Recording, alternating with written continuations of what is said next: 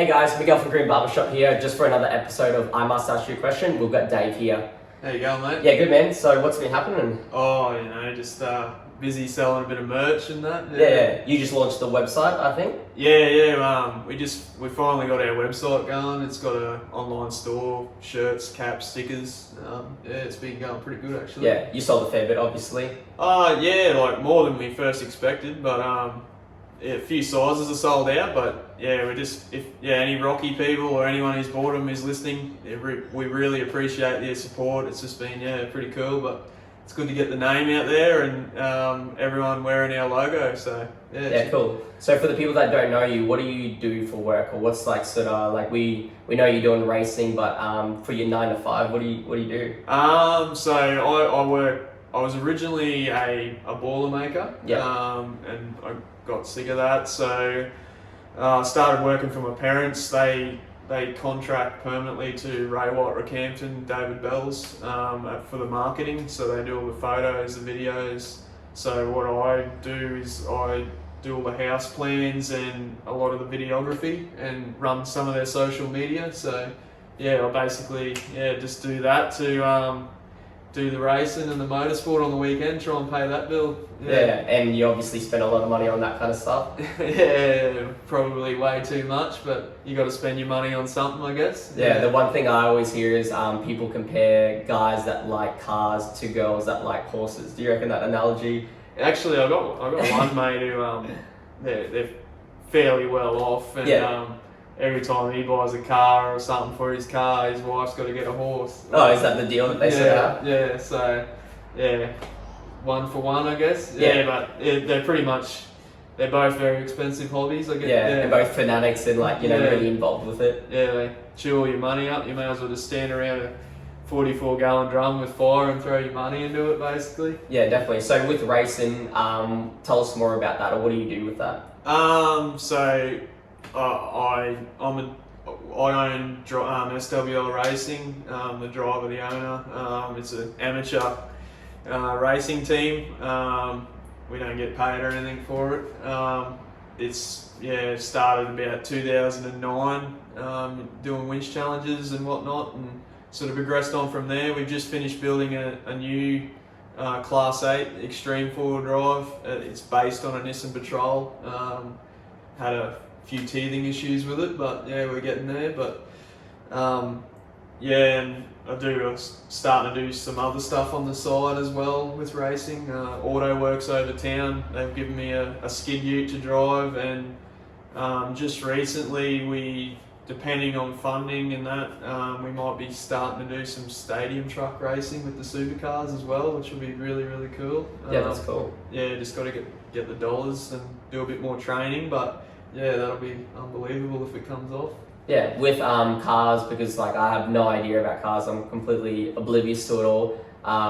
What are the specs, or what are that you tell us more about that kind of stuff? The latest car, it's basically it's a Nissan Patrol, or based on a Nissan Patrol. The only thing left factory from the Patrol is the skin of the cab, so it's basically just looks like one, but it's not really.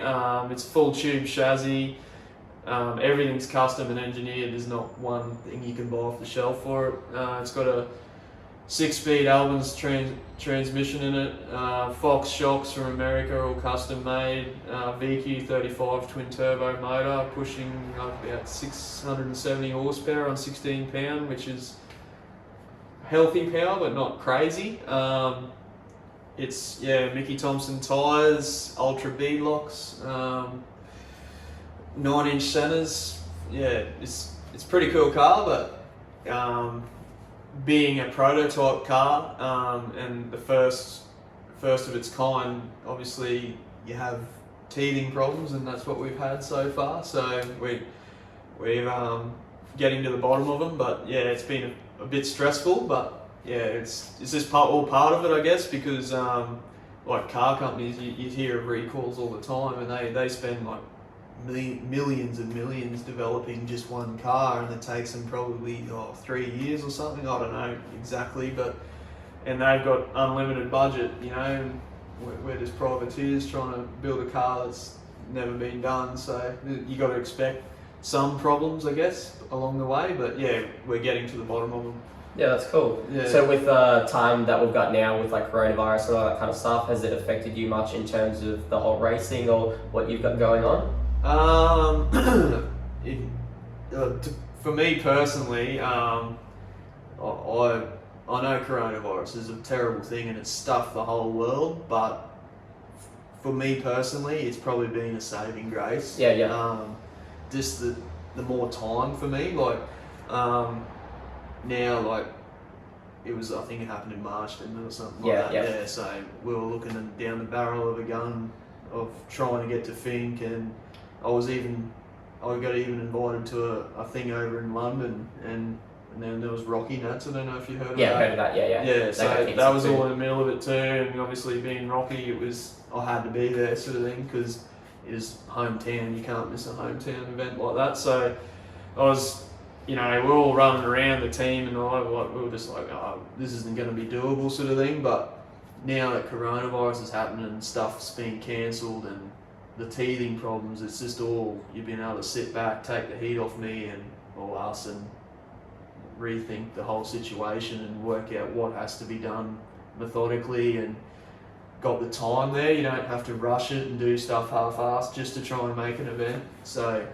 it's been great. Oh, to be honest, it's been great. Yeah. But, yeah, so, and work, and honestly hasn't slowed down the income wise. Like houses are still selling, Belly and all them are doing a great job. Yeah, so definitely. it hasn't slowed down our income, and I've got the extra time there to sort of regroup. So yeah, it's obviously affected a lot of people in the racing industry. Like there's people sitting at home twiddling their thumbs, and it's cancel every event known to man. But yeah, like they're starting to get going now again. So yeah, I think everything will be back to normal by the end of the year. Hopefully, fingers crossed. Yeah. So in terms of the prototypes, because like this is all new territory with the car, is that how it sort of has to go? You just basically do what you need to do with the car, and then see what you need to tinker up as you go? Is that the process? So you go and do test drives, you work out, oh yeah, right, we fixed that problem, but now we need to do this,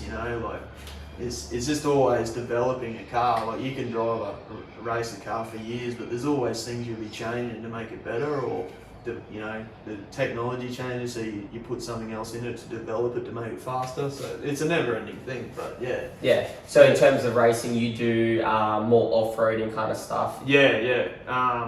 Definitely the off-road stuff's what we love doing the most, and it's our core background, sort of thing. As I said before, we're trying to move anything with wheels and a motor, and that turns the tyres. I'll happily get behind the wheel of now. I just want to do as much driving as I can. So yeah, I'm open to everything. But the dirt and the off-road stuff, that's our main focus. Yeah. Yeah. If people wanted to know the specs of the car, or like just a little bit more about it, what could you say? Because all of this will be like a whole different language. What would spark them, or when they listen to this, they're like, "Oh man, that like sounds crazy." Or a lot of people say it's like it's not, but this is what a lot of people think it is. A lot of people think it's a Nissan Patrol on a trophy truck chassis. Like it's just basically a Nissan Patrol trophy truck. That's what people think it is. So yeah, if you know what trophy trucks are in America, or do you know them? I have no idea. Yeah, okay. They're like just the things you see going across the desert really, really fast with the suspension going everywhere. That's what a trophy truck is. That's basically, in a dumb person's way of saying it, not dumb, but an uneducated person who doesn't know what they're looking at, it's a Nissan Patrol and dressed up as a trophy truck. So. Yeah, I know it's for off-roading, but how fast does it go? That's like the main thing that I want to hear, or like what people I want to know. haven't put it in top gear or anything yet, but because you can work out gear ratios and revs and all that to work out top speed, and it should be around 220, 230 k an hour.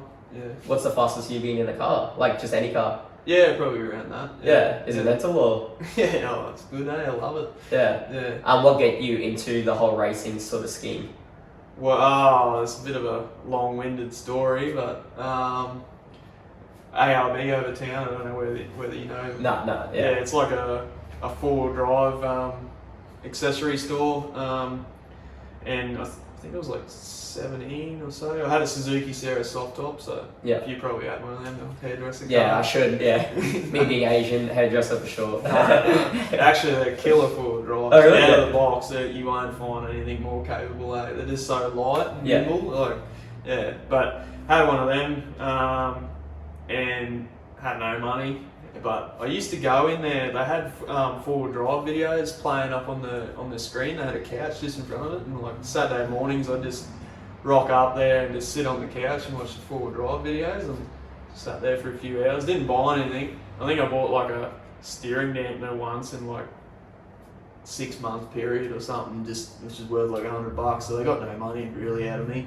But yeah, like. Eventually, I sold another car I had at the time, and I put all the money into buying parts for the Sierra through ARB, like lockers and bull bar, and there was a local winch challenge. It was called the CQ Offroad Winch Challenge. It was out at Sione Park on the way to Yeppoon. You know? Okay. Yeah. And one of the mechanics out the back had a team, but a fella pulled out because it was a 3-car team event, so you had to have 3 cars and compete all together.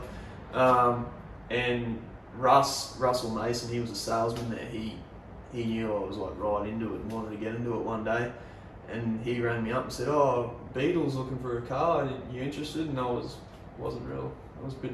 How old were you at this time? 17. 17, yeah. I was like a bit scared. I didn't really know whether I wanted to do it or not. And old man didn't want me to do it. He's like, "Oh, you wreck your car. You'll never be the same again." But I don't know.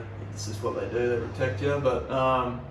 Anyway, it was about after 3 phone calls, I come round. I said, "Yeah, right, I'll do it." And yeah, I've never looked back ever since. Just kept racing and doing as much as I can. Haven't done much lately, but Yeah. yeah, that's how it all kicked off. The winch challenge stuff. I always had buggies and cars and whatnot, but yeah, that's how the off-roading stuff. Since then, what other cool races have you done, or what's like ones that just sort of stick in your mind a little bit more? Cliffhanger, I've done that. We were going pretty good in that, but I ended up drowning my car. It happens. Loamy, all local ones like WTC series. Yeah. Have you done any cool areas, like any real route off-roading sort of stuff? What do you mean? Like, have you done, like, I know you've done a fair bit locally, but have you raced in like other Yeah, areas? Cliffhangers is it's down in Cobar in New South Wales, Okay, so it's yep. a fair way away. I've also done Power Cruise. That's like I took my patrol there because it had heaps of power, but it's a tarmac event. Like, it's just take your car there if you got a cool car and do burnouts and whatnot. And it's like, I rocked up in a patrol and people were like, "What the hell, man?" Like, because everyone's in like Tiranas and Commodores and shit, and then yeah, it was pretty big eye opener. And I ended up putting it in the burnout comp, and I think I got like 5th outright in the burnout masters, so blew the motor up, but not good. But Yeah. would yeah, that was pretty cool. Yeah, that was real cool. But For any people, like mainly younger people, especially if they were 17 or the age that you sort of got into it, would there be any advice that you would give to them or anything? yeah, like go and get something that's cheap and just do it the most budget and simple, friendly way you can. Just get in there and have a go, and then everything else will fall into place. Yeah, if not, you'll have to make it anyways. Yeah, like there's no, like if you're trying to start out and you want to go and break the world and bloody have the coolest car out there, you're just trying to crawl before you can walk, basically. I just, like me, just start off in a Sierra or something and just get a feel for it, and then see if you can afford it for a start, because like doing it in a Sierra is like a quarter of the price of anything, so because everything's so much smaller, like there's Matchbox cars. So, but yeah, like the simpler the better sometimes. Like probably is the biggest advice I could give. Yeah, cool. So where do you see yourself in the future, or like what are the goals, or what are we going to see from you? You know, Hopefully racing soon. yeah, for sure. oh, you know, like at the end of the day, like I just love going and racing cars, and you know, I don't think I'm better than anyone else. I just love going and racing cars and hopefully get a few trophies along the way. And also, like SWL created, so it's a brand that everyone else can feel a part of, and just keep growing it. You know, potentially have a motorsport shop or something one day. Oh, it probably won't happen, but you know, Gotta dream big. You know, just be a team and a brand as well. You know, so. Be cool. Yeah, talking about brands, I forgot to give you this, but gotta give you a present. Yeah, cheers, man. What's this shirt? Oh, the new shirts. Yeah, gotta do it. Yeah. Nice. You're essential to me. Gotta do it. Yeah. Actually, I got a sticker for you. I think somewhere in here, wherever it is. Yeah. There you go, mate. Oh, put it on your nice. Jag. Cheers, man. Yeah. Awesome. Too easy. Thanks so much, everyone, for watching this.